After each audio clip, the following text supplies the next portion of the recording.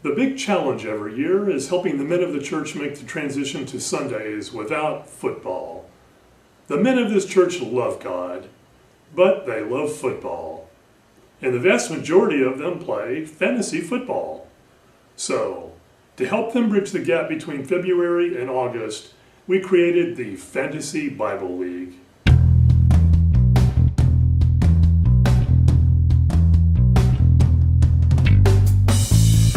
I used to dread the end of football season, but thanks to Fantasy Bible Football, I've got a reason to get up on Sunday mornings again. In the spring. It's just like fantasy football, except instead of football players, we use Bible characters. Stats and points are determined by their Bible stories.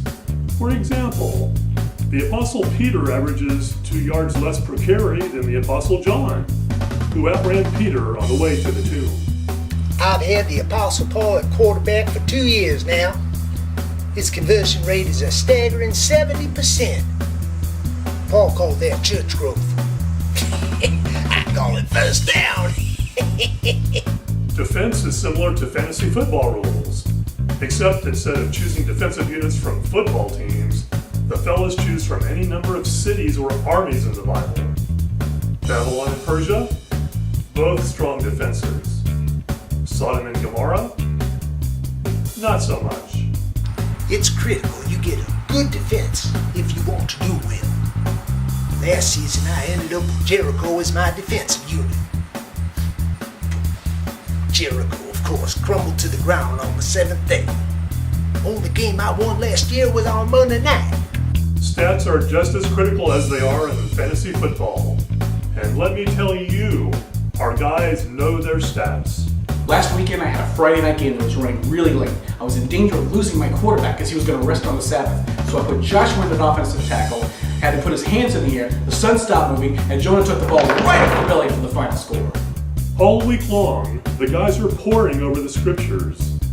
Yes, they're doing research and making trades with other players, but the point is, it gets them into the Word.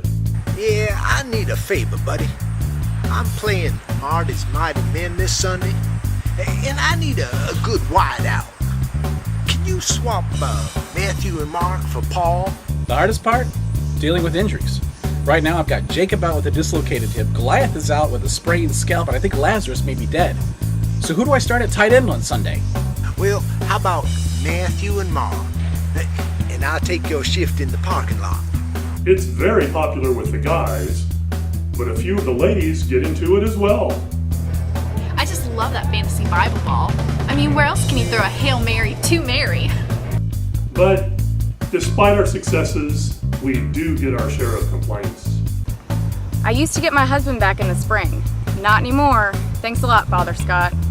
But the men of this church are engaged in reading the Bible, and anything that gets men reading their Bibles can't be a bad thing.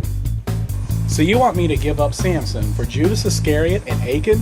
Who do you think I am, Uzzah?